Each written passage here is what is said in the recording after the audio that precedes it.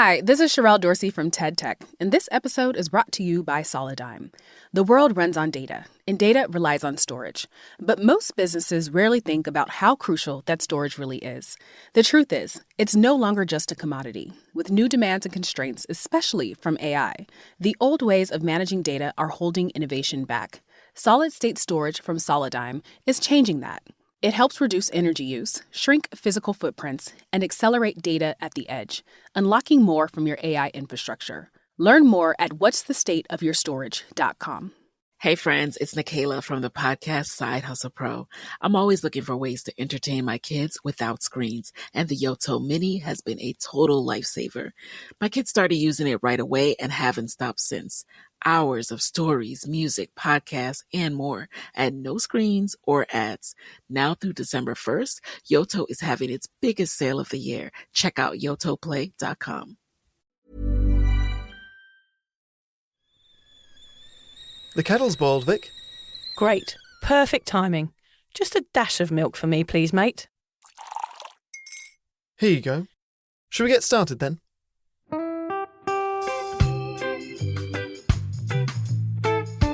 Have you ever woken up on a Sunday morning and said, I'm never drinking again, and then found yourself waving $50 at a barman by happy hour? Are you wondering why everyone else can stop at 1 while you head to a dodgy after-party with a weird bloke called Disco Dave? If so, it might be time to take a deeper look at your relationship with your reliable social crutch, alcohol. On each episode, we'll investigate our own dysfunctional dealings with booze and find out if it's possible to stop this deeply ingrained habit before things get too messy. Yep, we're going to open up a shame shed of humiliating drinking stories to help you understand why waking up from a booze coma each weekend with a kebab sticking out of your top pocket might actually be negatively impacting your health. Hamish and I are here to delve into what it's like being sober, an unwanted warts and all look into why giving up those cheeky pints or putting down those mummy wines will make you feel happier, help your anxiety and mental health, and turn you into the most sparkly, authentic version of you. Won't that mean I become boring though, Vic? Well, Hamish, we'll just have to wait and see. I'm Victoria Vanstone. I'm Hamish Adams-Cairns. And this is Sober Awkward. I think people are going to get triggered, Hamish, today because the sound is different, isn't it? Well, we were trying to start 10 seconds ago and then an aeroplane came back over, which just reminds us we're back in Freddie's bedroom. We're back in Freddie's bedroom. The OG studio. Yeah. Surrounded by toys, vomit, dog sick, what else? Well, it's actually, to be fair, it's not looking that untidy today. Actually, we've got a 20-year-old living in here at the moment. Yeah, very different experience. Yeah, we've got a visitor, yeah. She keeps it tidy, not like that little brat. No, she doesn't pee the bed quite as much. Well,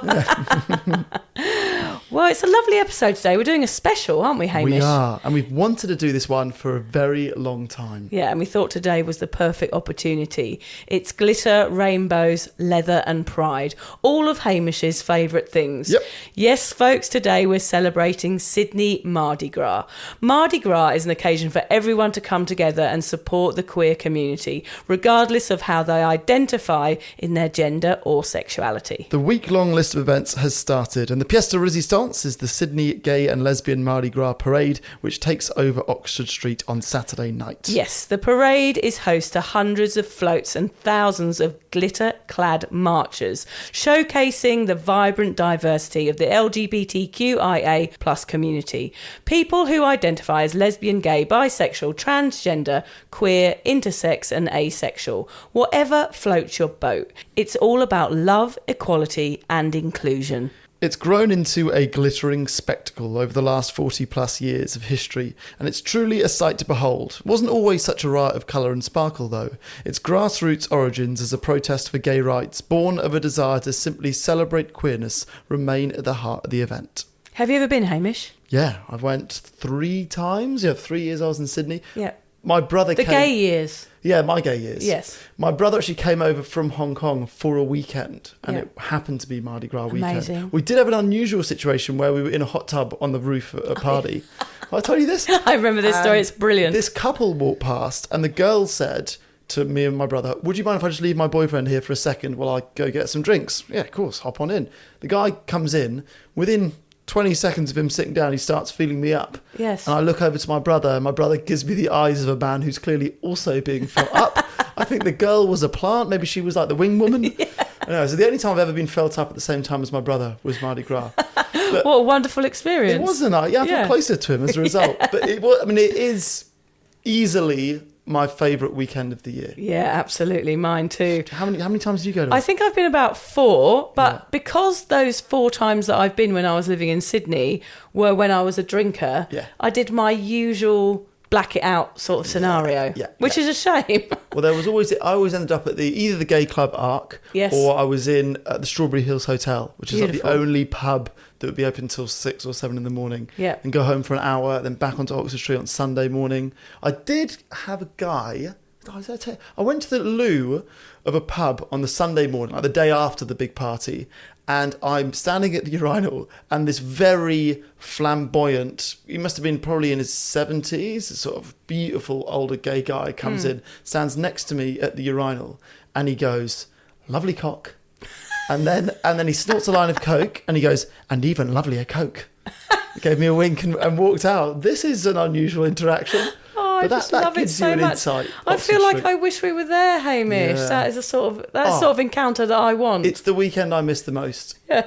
Every year that I'm not there. Well, I remember one year that I went, my friend Nick used to have an apartment in King's Cross, and we used to all meet up there and head out on the streets, and the streets were absolutely packed full of joy, I must say.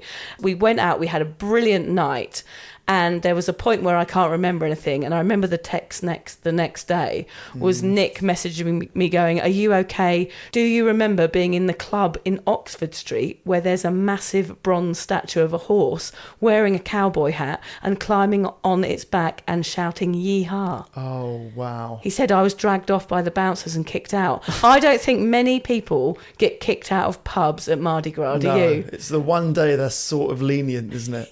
You've done well to get kicked out. What a horrible person I am. I brought that craziness to the night. Some angry bouncer had to deal with me. Anyway, we think it's important today to have a chat about the use of alcohol in the gay community. This is an opportunity to discuss why alcohol use disorder is so prevalent and why coming out can lead to addiction issues. And we also have some top tips on how to approach this amazing event sober.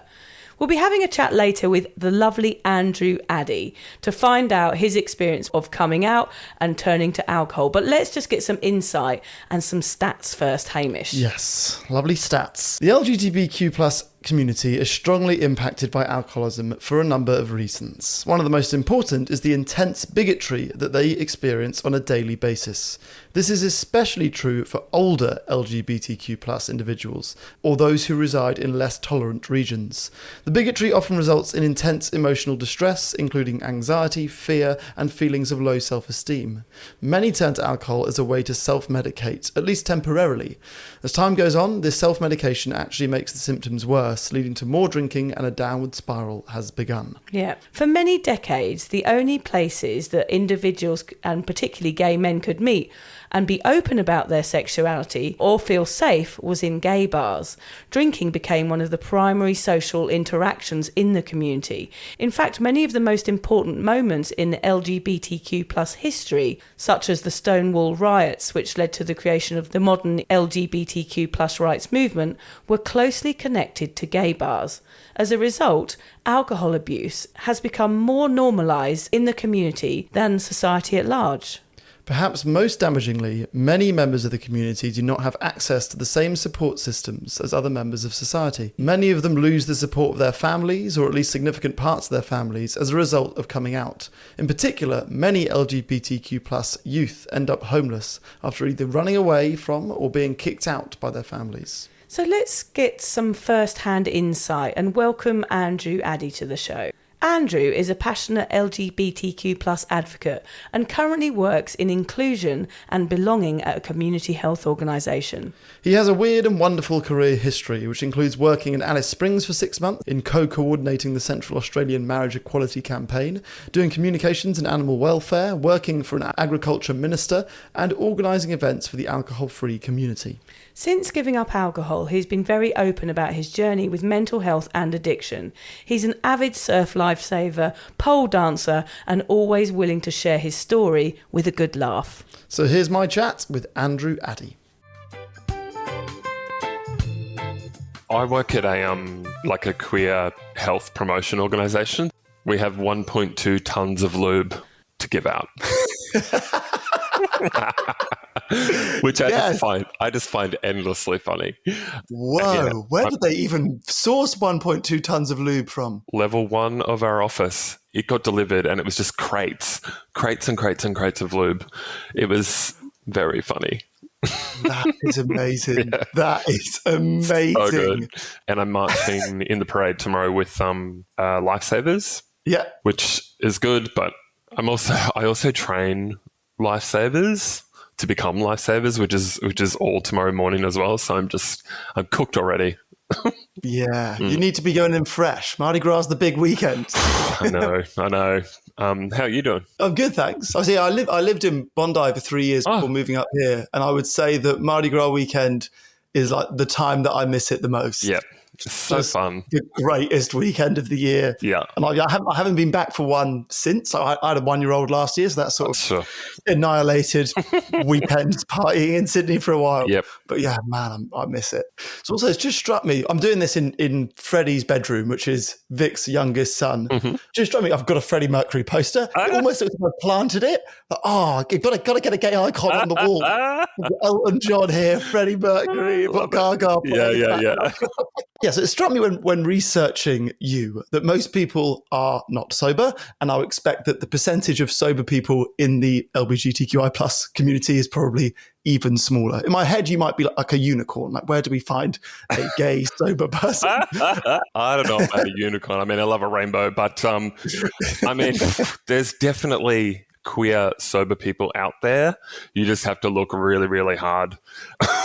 I think there is sometimes I experience like a real loneliness in the community. You know, of course, Mardi Gras is happening right now. It's a big cause of celebration, but a lot of it revolves, completely around alcohol and drugs even. Yeah, so I do feel a little bit left out at times, but, I'm not shy and really punching out my space as a sober queer person. You've described your experiences as effectively having to come out twice. Once to break the news that you're gay, and then again to tell everyone that you're sober. Yeah. Before getting onto that first coming out story, I want to know what I need to understand about you and about your growing up in Cairns and in regional Queensland. That, maybe the first inclinations that in retrospect you could see, okay, maybe these were the dominoes that fell that led me to having an unhealthy relationship with alcohol. Oh, golly gosh, where do I start? Got a house of cards. I grew up in Cairns, regional city up in North Queensland. And I think, as a teenager, there was a real early culture of drinking. I kind of would go out on the weekends and, steal alcohol, or like someone's would get alcohol from their parents and off we went to the parties. And I was so young and I was in the closet at that time. I was still quite young. I didn't come out until I was about 18. But, alcohol was just always this thing that I could depend on. I think, it was a good little escapism for what I needed at the time. And, by the time I hit 18, I was just fully fledged, like binge drinking every weekend. And as I grew older, life is tough. A lot of things happened, and, I was just drinking out of control, towards the end of my drinking career, which I think I was 32. Gosh, it's almost been 5 years. I'm starting to forget how long I've been sober, which is a good thing, I guess. But I was drinking every night, and my life was just slipping away from me, really. Yeah, got out of control. And when you say got out of control, I mean, I know there were obviously some mental health issues, there was some trauma, and I guess anyone that experiences those and the infinite things that come in between those look at alcohol as like, this is the cure. This is what makes the voices quiet. This is what makes me feel numb. And you sort of probably know, but refuse to admit that it's also causing you the issues. What did you see alcohol as? What was it helping with, at least in those early stages? Oh, golly gosh. I remember sitting in a counseling room with a psychologist. And this was so long ago. I think it was about 15 years ago. He said, you need to stop drinking. And I said, I can't. I need it to sleep. Yeah. And like the delulu of it all, I look back now and I'm just like, Jesus, that was like 15 years ago. And now I look back and I'm like, oh dear, that was causing a lot of my problems. Yeah. So you've got the first coming out story. And I know that you said you were someone who you basically knew pretty early on, hey, I'm gay. Yep. And it took you until you mentioned you were 18 when you eventually came out. Who was it that you first came out to, and what was that like? Oh, so randomly, it was in Queensland, you finish school a year younger, 17, and, I turned 18 and I was living in a share house. And it was actually to my housemate randomly. I think she was a bit suspicious that there weren't young women attending the house. She just asked me point blank at the pub one night when we were wasted, lol. She said, "Are you gay?" And I said, "Yes." And I wasn't upset. It was just such a huge relief. Like a lot of people that come out, I think it is a huge relief. And then, then it was sort of a really long process to, come out to a lot of people. And then that's kind of a little bit traumatizing, but also really empowering as well. Eventually it would become really empowering for me personally. But yeah, definitely alcohol was a big part of that situation as well. Yeah. I can see how it'd be easier to say if somebody asks you outright, like the impetus isn't on you to have to begin the conversation where I break the big news. It might be easier. And I've not spent much time in Cairns, but sort of living in Queensland now, certainly not as sort of queer friendly, or you're not seeing the amount of queer people that you are in a Sydney or Melbourne. Mm-hmm. Were you the only one? Were you completely ostracized, the only one in your group of friends, for example? I wouldn't say the only one. Queer people are absolutely everywhere, but it certainly felt like I was kind of felt like I was the first in my family. I've got a really large family, first in family, friendship groups, and a lot of people being like, yeah, duh, we know. But yeah, it did feel like I was entering new territory in the communities that I was in at the time, definitely. And there is this generalization and this stereotype that people in the LGBTQI community love to party. Yeah. And that is sort of, the impression that you get, you see a lot of parties, and gay clubs are the best clubs in Sydney. Mm-hmm. What does it feel like hearing that when you're in the community? I don't ever want to take away from the liberation and the really beautiful thing about queer community. And it's really good that we're really good at finding each other and looking after each other. And there's something really great in, we like to party. It's really fun, and we enjoy a really great sexual liberation as well. And I think that's a really positive thing, a part of the community. But of course, now that I'm sober, the headline is getting absolutely blotto. We're in the middle of Mardi Gras right now, and, people midweek drinking, like it's drinks. I keep getting invited to drinks. There is a really positive element of people coming together and finding each other, but there's also the stock standard that it always revolves around alcohol and drugs, which is incredibly jarring for me. But now that I've sort of found my voice and heading up to 5 years, I'm not afraid to say no and ask what it's going to be like for a sober person attending, and I'll just either exclude or either punch my way into that space. It struck me, the easy way to look at, there's a big party community there, is to go, well, there's more income, there's no kids, you can do it longer, there's less responsibilities. And I guess for me, I'm thinking, is that just surface layer? If you dig a little deeper, this is a group of people who, for the most part, have been, outcast, or have been the minority at least. And a lot of people experience trauma. There is coming out to your friends and family is not easy for a huge amount of people. Is there an element of truth in the fact that some of the partying and some of the overdrinking might be more trauma-based than just the fact that, we haven't got kids, so we can party in our 50s, Absolutely. You scratch the surface of any queer group, queer community, you'll get, a huge outpouring of trauma, I would suggest. And, really kind of rough histories for a lot of people. And I think the people that do represent the queer community are usually white gay men, gosh, myself included, that have a bit of income and that sort of thing. But, that's definitely not the case for the majority of the queer community. Underemployment, mental health issues, addiction, left, right and centre. We speak about alcohol. We're incredibly overrepresented in those statistics as well. And whilst a lot of people, will see that kind of stereotype, and it's, I guess, a positive stereotype, party and sexual liberation, that sort of thing. But then there's also the alcohol that comes with, and then if that's affecting people that are, well off and, have employment and that sort of things, you've got to reflect about what it's like in the rest of the community where underemployment might be the case as well. I want to talk about self-worth for a second, because I know you've spoken about it in the past. You had this incredibly traumatic experience with a past partner of yours that led to PTSD and all sorts. You don't have to share anything you don't want to.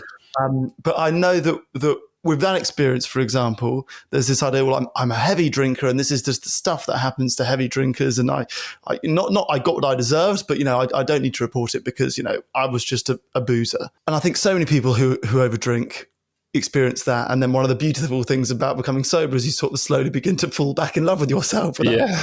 I'm too woo-woo, but there's an element of that. Oh. How quick did you sort of rediscover your self-worth on going sober? Why choose a Sleep Number smart bed? Can I make my site softer? Can I make my site firmer? Can we sleep cooler? Sleep Number does that. Cools up to 8 times faster and lets you choose your ideal comfort on either side. Your Sleep Number setting. Enjoy personalized comfort for better sleep night after night. It's our Black Friday sale. Recharge this season with a bundle of cozy, soothing comfort. Now only $17.99 for our C2 mattress and base, plus free premium delivery. Prices higher in Alaska and Hawaii. Check it out at a Sleep Number store or sleepnumber.com today. Hi, this is Sherelle Dorsey from TED Tech, and this episode is brought to you by Solidigm. The world runs on data, and data relies on storage. But most businesses rarely think about how crucial that storage really is. The truth is, it's no longer just a commodity. With new demands and constraints, especially from AI, the old ways of managing data are holding innovation back. Solid-state storage from Solidigm is changing that.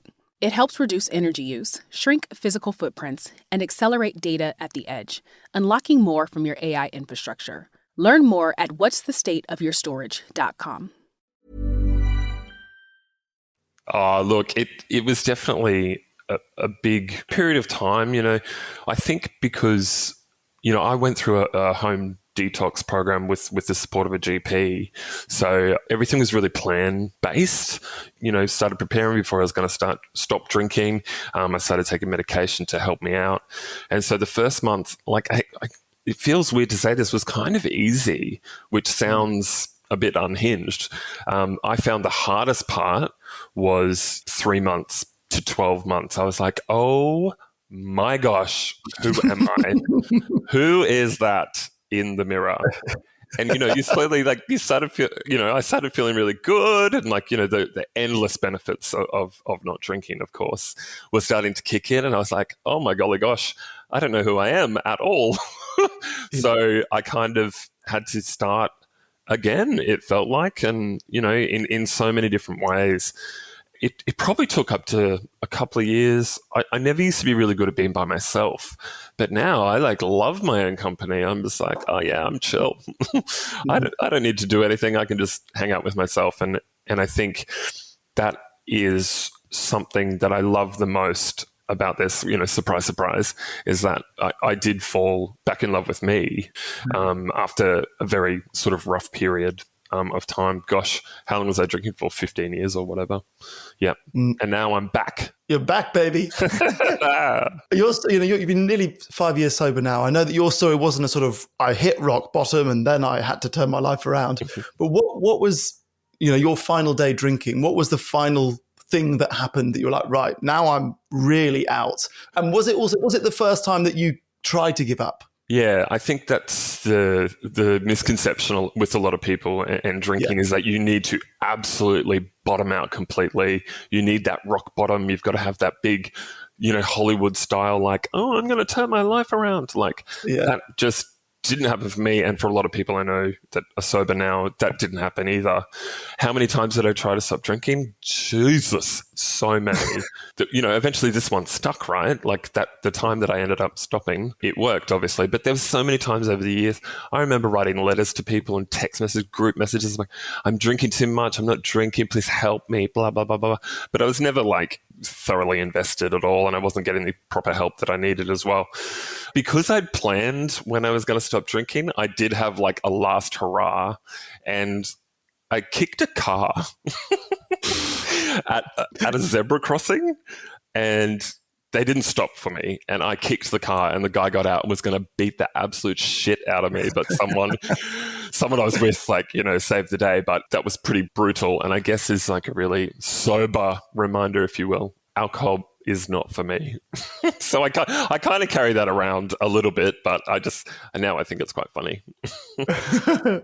What did you do differently the time that you gave up and it worked in comparison to the times when it didn't? I planned and planned and planned. And I think my mental health was not in a great space either. So I've had a very medical approach to stopping drinking. I had a psychologist, a great GP, of course, that I did the home detox through, a psychologist, and since a psychiatrist.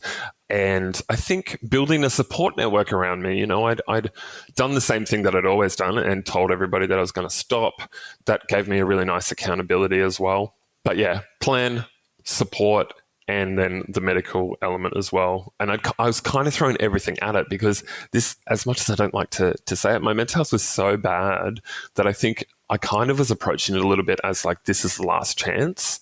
And there was a part of me that was like, obviously, let's kind of push through here and, stay alive. At the start was a very big part of pushing me forward. And of course, since it has changed, and I've really rewired that way of thinking as well through a lot of work. Yeah. How many months planning were you talking? Were you like, I'm going to give up in 6 months' time and this is going to be the date? Like how far in advance were you planning this? No, very, very quickly. It was about 3 weeks, I think. Yeah. Yeah, I just really went for it. I was pouring every bit of energy that I had into it. And I think, the thing that I was least prepared for was the social element. I was just not prepared at all. Yes. Well, the social element is probably the biggest reason that A, people who give up find it hard, and B, people eventually relapse. Like it's hard. I remember you describing it as being like in a room where the poison that's killing you is everywhere and everyone else is drinking it, and you have to look at it every time you go out, and you just have the, whatever you call it, willpower or whatever it is to go, no, I'm not going to do that. I imagine, anyone walking into a party who says, I'm not drinking today, or I don't drink, gets an element of peer pressure. Yeah. What is that like in like a Mardi Gras situation where everyone isn't just drunk, it's like party drugs? Yeah. Extremes, is the peer pressure even more extreme in that environment? Well, it goes from a weird sort of spectrum where alcohol is all very like sort of judgy and people will query you and quiz you why you're not drinking. And then it goes over into people that are high, like on like MDMA, and they are a dream. They are totally fine. They do not care if you're drinking or not. Just want a nice little cuddle. It's a very different vibe, So I'd say that kind of drug, fine. Cocaine, my only advice if you encounter someone on cocaine is just get away from them as quickly as possible. Just run at speed. Get out of there. Nothing good's going to happen. They're going to, it's like those questions that you get from drinkers on steroids, and obviously there's a lot of projecting that comes in as well, and it's really hard when you stop and you put a flashlight, you put a spotlight onto people that still drink, and they feel sometimes very defensive about that, and it's like, hey, this isn't about you, like calm down. And that's something that I had to sew into a lot of social things. Is like, oh, it's not about you. This is all about me. And kind of, I had to sometimes, I guess, come across a little bit selfish for my own, safety, I guess, which, I found a really useful way is like, just be selfish, talk about yourself, talk about that, just to manage that spotlight that you're putting on people. And was the response from your friends generally positive? You said when you came out as gay, your friends were like, yeah, we know. You're like, I'm going to go sober. They're like, thank God we can see that this needs to happen, Yeah. Or did you, some people lose friends, friendships change, people are disappointed they lose their drinking partner. What was that sort of second coming out like for you? Yeah, it was so different. Coming out as queer, I think, of course, there's people that reject, and you just leave them. And then there's the people that love you. And that, of course, that's fantastic, that support that I've had. But coming out as a non-drinker, my gosh, it's so different, and something that I still experience a real whiplash when I tell people that I don't drink. It's the normal stuff that you speak a lot about on the podcast, you know, the looks, the questions. Is it just for a short period of time or blah, blah, blah, blah. And now I have absolutely no problem, like I said, just punching straight in. I don't drink. I used to drink. I don't drink anymore. I'm an alcoholic if I want to like make people really uncomfortable. And it always goes on like how rude they are. And if they're incredible rude, then I say, I'm an alcoholic. You can't say that to me, just to give it back a bit, because, you know, I'm not afraid. I used to be afraid and now I'm not at all. And I encourage everybody to not be afraid about centering yourself as someone that doesn't drink. Don't be a backup dancer. You know, you're the main event. And you've described yourself a bit like me as a self-confessed extrovert, which I think in the early days of going sober, it's always like, am I still an extrovert? I know I was an extrovert when I was drunk. Like, am I still capable of being an extrovert? Am I still able to party or be the life and soul of a party when sober? How have you found that? Like, how quickly were you able to go, oh yeah, I'm still an extrovert. I can still party without the booze? It took me a little bit of time to find that groove again. You know, I had a whole bunch, you know, this is what I mean. In the 6 month to 12 month period was the biggest time of personal change, I think, where everything is still kind of up in the air. You don't know if I'm going to like start drinking again, and it's kind of in your head a little bit. Yeah, slowly but surely you test things out and you do things, and then you kind of come out your shell a lot, and then you absolutely go back in, and, you know, it's like, okay, I flew too close to the sun there. I'm like calm down a little bit. And now, golly gosh, of course my social life has changed. You know, I get tired, you know, I'm a morning person now. I wake up and I swim in the ocean every day. And the thought of going out and sitting at a pub until like midnight makes me feel gross. It stinks. And drunk people are obviously a fucking nightmare. I know, I was one. I teach life-saving now, you know. I'm still very much an extrovert. It's just in a very different way. I will still host things. I'm still like really good at parties and everything, but there comes a time where I'm just like, and it's usually when you hear like a drink smash, there's a few clues. A drink smashes, someone grabs you and pulls themselves towards you.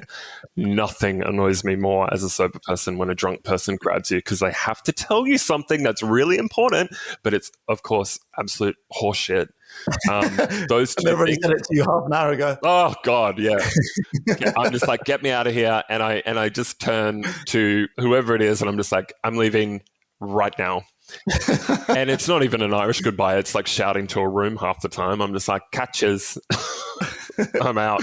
Well, funny you say that. I remember hearing you say that, you know, one of the great tips that you could give anyone going sober in those early days is to tell your closest friends, hey, if I say, get me out this party, get me the fuck out of this party. Yeah. How many times did you have to do that? Oh, actually, not too many, but having that in your head is half the trick. I guess a few times in the early days, I did pull that ripcord. I was like, I got to go. And it was good to have a person that you'd kind of teed up before. You're having that plan in place. It's all about planning. Without a plan, you're going to fail, of course. But I used it a few times, and now it's just a part of, it's my self-regulation almost, where I'm like, nah, I've heard the drink smash. Someone's pissed me off. I'm out of here. For anyone who's, you know, approaching this weekend, Mardi Gras in Sydney, like for anyone that doesn't know Mardi Gras in Sydney, firstly, it's like the greatest weekend ever. I knew that gay pride was going on when I was in London, but it didn't take over the city. You know, it was just something that was happening, and some people go, some people don't. Sydney, the whole city parties, basically. Yeah.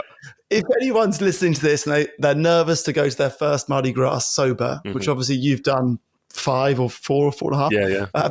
What would your advice be? What have your experiences been of it? I think what we were just speaking about, your friends that you can trust. Obviously, you're going to have friends that are still going to be probably drinking and taking drugs or whatever. But then you're going to have people that are genuinely interested in your welfare. And, you know, you'll figure out who those people are, you know, over time, and tell them that peer support is so important and has dragged me through many times. You know, I've also got a group chat. It's called Sober Furious Gays. And we're frantically texting each other all the horse shit that we've been experiencing over the past period of time, but also Mardi Gras. God, absolute vodka, get me out of here. Everything's, all the alcohol branding. I'm just like, it's literally everywhere. So make sure you've got a person that you can lean on. And otherwise, just if you need to exclude from something, that's okay. It doesn't mean you're a bad queer person. It's totally fine to just sleep through it. Don't be afraid to do that either. If you need to. If you're not sure, don't go.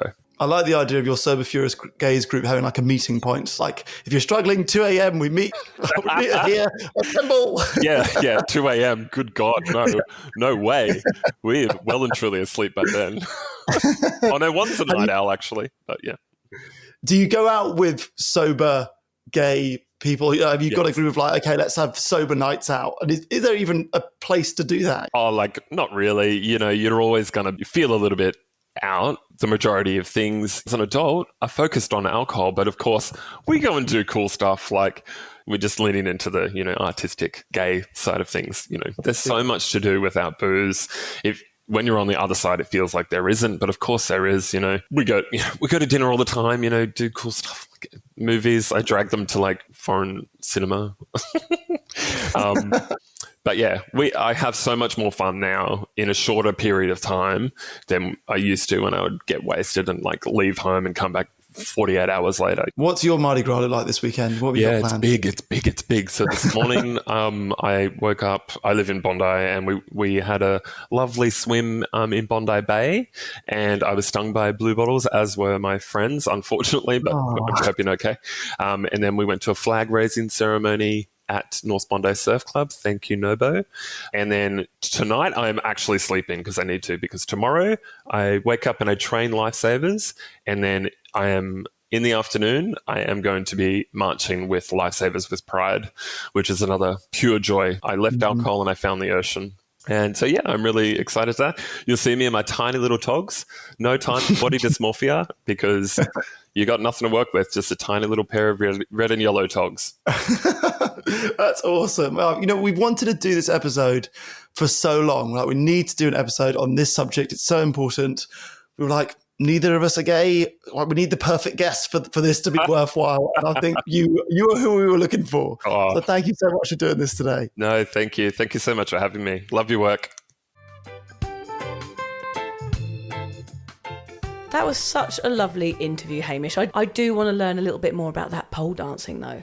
I didn't really get into it with him. No, I know. We only had half an hour. I would have happily spent 25 minutes talking about pole dancing. Yeah, we'll have to call him back. Yeah, we'll do a separate episode. I think we will. Yeah. It might seem like a huge change, but if you really want to soak up all the Mardi Gras has to offer, why not try and celebrate it without drinking alcohol? That is an option. Who knew? You'll be able to count on one hand the amount of people that go to Mardi Gras sober, but you could be one of them. I reckon there'll be a sober float there. We'll wait and see tomorrow. Yeah, we'll see what happens. Yeah, we'll report back on that one. I reckon there'll be a little sober scene going on. Mardi Gras is one of our favourite holidays. You might be able to find new ways to celebrate it without alcohol, and chances are you will have friends or accountability buddies who are excited to join you. Here are some ideas to make it a bit easier. Firstly, food. Seek out your favourite Mardi Gras themed dishes. Try new stuff and make that your joy. I know it's ours. We always do that at Christmas. We suddenly go, bugger the booze. Yes. Let's go hard on food. Sausage and 2 veg, that would be it, wouldn't it? The Mardi Gras flavoured dish. That's my penis joke for the day, Hamish. We had to have one in there, didn't we? I wonder if the sales of sausages go up at Mardi Gras. I should think so. Sausages and bananas. Go to daytime events and find some sober mates to hang out with. Enjoy time with loved ones. Appreciate being present and just feeling the love around you. One that is always relevant, particularly Mardi Gras, and Andrew and I did talk about it, is leave when you are ready to leave. I heard this being called the veto card earlier today. Being in recovery gets you a VIP pass to take off whenever you need to. Treat sobriety like it's your job, like you're basically on call at all times. You get to take off whenever you want to, and you get to protect what you've worked so hard for. Even if you organised the evening or you just paid $75 for parking, even if you were feeling fine 5 minutes ago, if you're feeling fragile, use your veto card and burn rubber out of there. I think that's such an important one, isn't it, is knowing when to leave, because you might get drawn in otherwise. Yeah.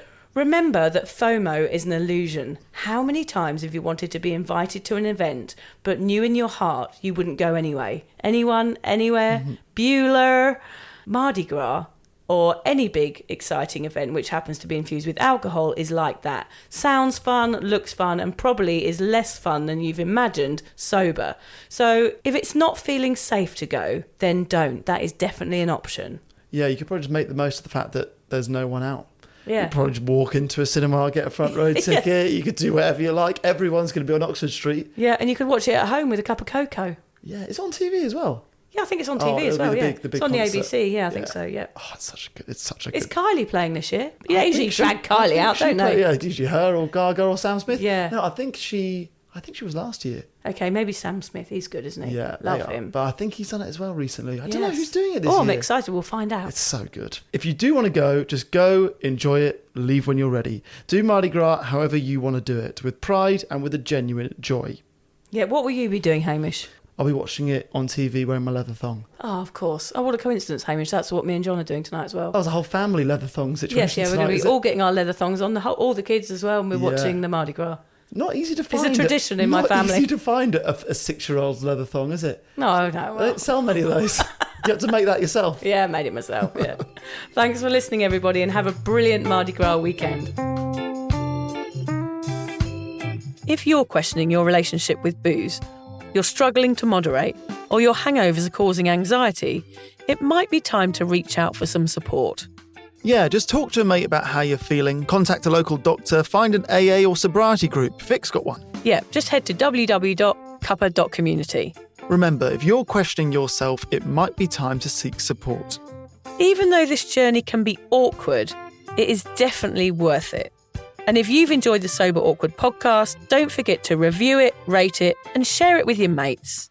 Do they have to share it with their mates? Yeah, of course they do. I'm not doing this for nothing, Hamish. Bloody hell. How do they share it? I don't know, just write it on the document.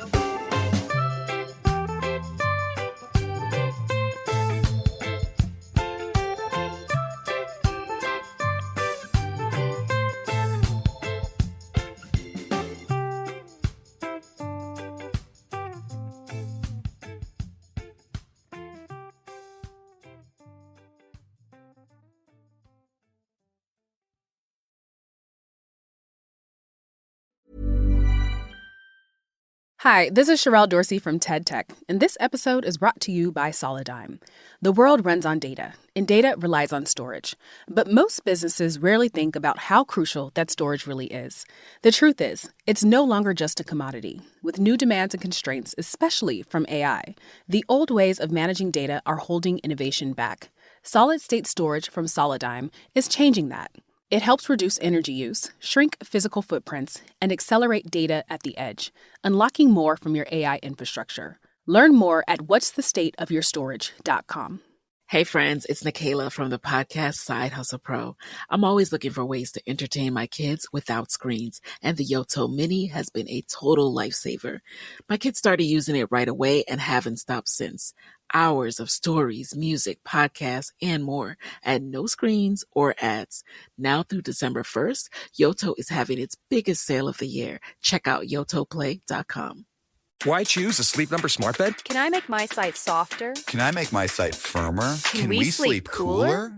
Sleep Number does that. Cools up to 8 times faster and lets you choose your ideal comfort on either side. Your Sleep Number setting. Enjoy personalized comfort for better sleep night after night. It's our Black Friday sale. Recharge this season with a bundle of cozy, soothing comfort. Now only $17.99 for our C2 mattress and base, plus free premium delivery. Prices higher in Alaska and Hawaii. Check it out at a Sleep Number store or sleepnumber.com today.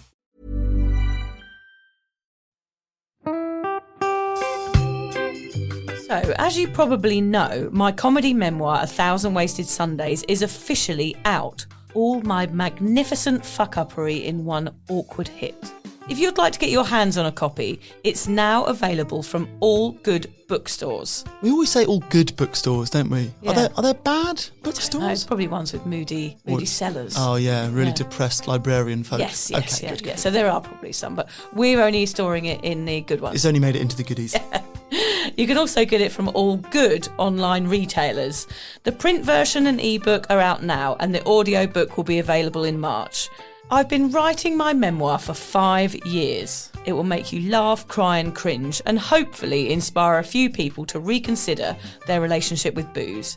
If you love the podcast, then I think you'll love the book, even if I do say so myself. Hamish has read it. What did you think? I feel like I know a little bit too much about you now, to be honest, Vic. Look, I really loved it. It was hilarious and surprisingly moving, but I feel like I've seen you naked in a literary sense. Yeah. Does that make sense? Yeah, that's worrying. Yeah.